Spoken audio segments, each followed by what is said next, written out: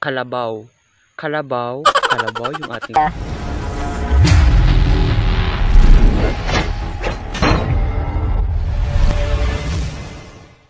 So yan guys, no, good afternoon po.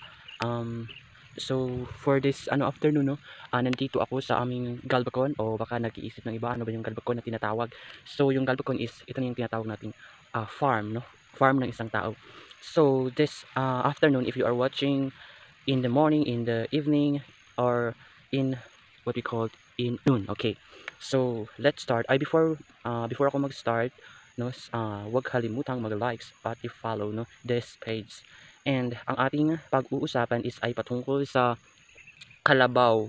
Kalabaw, kalabaw yung ating pag-uusapan. Bakit ba?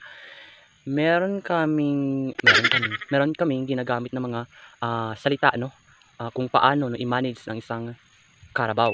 In English, Carabao. So, step 1, ayan ang mga kamay ko. Medyo marami kasi, nasa farm tayo, alam naman malinis. Okay. Step 1 is yung kung paano, no, sabihin mo yung ipahinto yung isang Carabao or ipa-stop. Ang sasabihin natin, hindi, teka lang, stop. Hindi po ganun. Ang ating sasabihin ay how. Di ba? How. Ganun. Ganun yung sasabihin natin kapag ipahinto natin ang isang kalabaw. And step 2, ang sasabihin natin kapag gusto natin ipaligo, no, yung isang Carabao, ang sasabihin na natin is, sige, ligo ka na. No, that is wrong. Ang sasabihin natin is, hood. Ganun. Hood. If nasa ng hood, no, automatically pupunta siya sa tubig.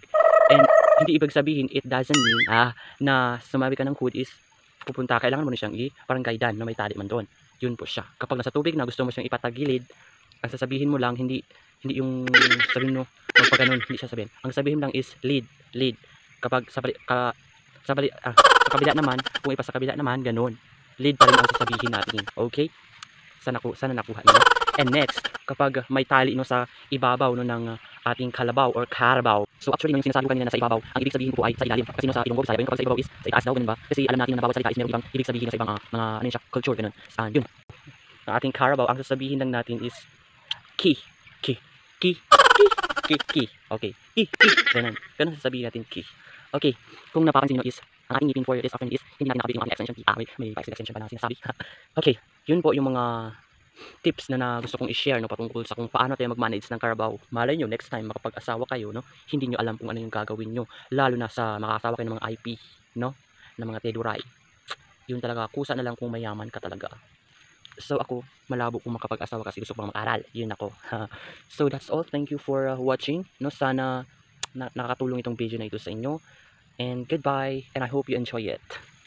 Happy New Year pala, no, in advance. And welcome natin si 2024 na kung saan, no, ipapray natin kay God na sana magiging masaya, no, ang New Year na ito, and magkaroon tayo ng bagong at magandang pamumuhay ng bawat isa sa atin sa buong mundo. Huwag lang natin kalimutan mag-pray kay God, no, ma-overcome natin lahat ng mga challenges na yan. So, goodbye.